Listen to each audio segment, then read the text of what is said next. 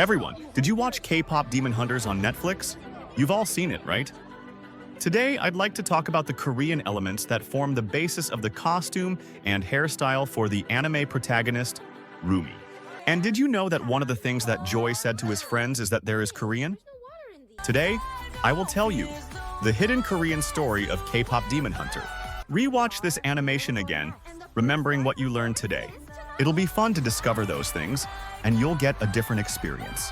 First, let's take a look at Rumi's trademark and distinctive hairstyle, her thick braids. But did you know that this hairstyle was inspired by traditional Korean hairstyles?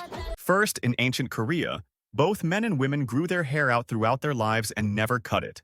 This was because cherishing one's body and hair, which had been passed down to them by their parents, was considered a sign of respect for them. The long hairstyles of the time were clearly divided into pre-marriage and post-marriage styles. Before marriage, both men and women, young and old, wore their hair in long braids and decorated it with ribbons called Daenggi. Women typically wore red Daenggi, while men wore simple Daenggi, or none at all. Those of lower social status tied their hair with Daenggi to avoid distracting them from their work. Have you ever seen Rumi tie her hair with this Daenggi? Perhaps it was too small, or maybe I just didn't see it.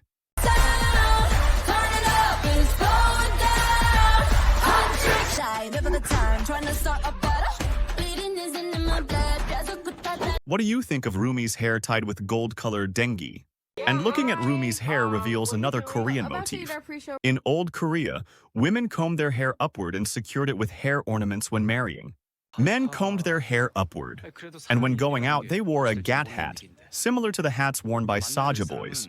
That's why getting married in Korea is also expressed as tie up one's hair. It also carries the meaning of starting something new. For example, when someone learning golf for the first time practices at the driving range and then heads out to an outdoor course for the first time, you could say they are tie up hair. Shall we go tie up your hair today? Means shall we go to the outdoor golf course together today? 오늘 머리 올리러 갈래? Rumi's hair is braided back from the front in a large style, which seems inspired by Korea's Gachae headdress. This is the Gachae. This is a headdress worn by women of royal or noble families. It symbolizes that Rumi holds the highest status, and it resembles the shape of the Jokduri, a traditional Korean headpiece. This is the Jokduri. How about it? How does Rumi's hair look to you now? I really think the person who created the Rumi character is amazing. They made such a wonderful character using these Korean elements. The following is about the attire. She's wearing a stylish jacket, aren't you? Look at the pattern. It seems to draw motifs from Korean Dancheong or paintings. Traditional Korean houses are called hanok. The part where the roof extends beyond the walls is called the eaves. In Korean, it is called choma. Korean eaves are particularly long. The eaves protect the walls from rain and snow and block some sunlight to create a comfortable environment. In places like palaces or temples, these eaves were painted in vibrant colors, a technique called Dancheong.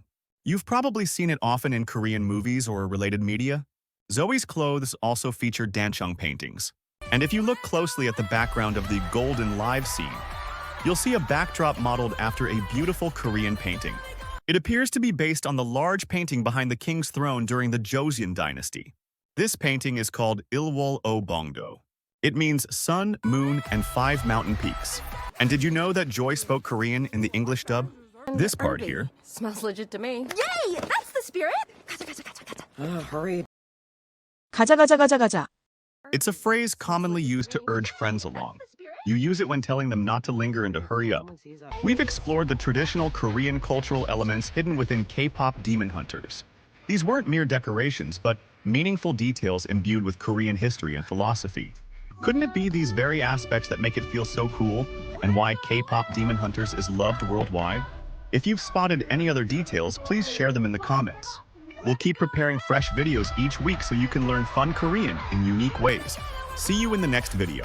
Bye.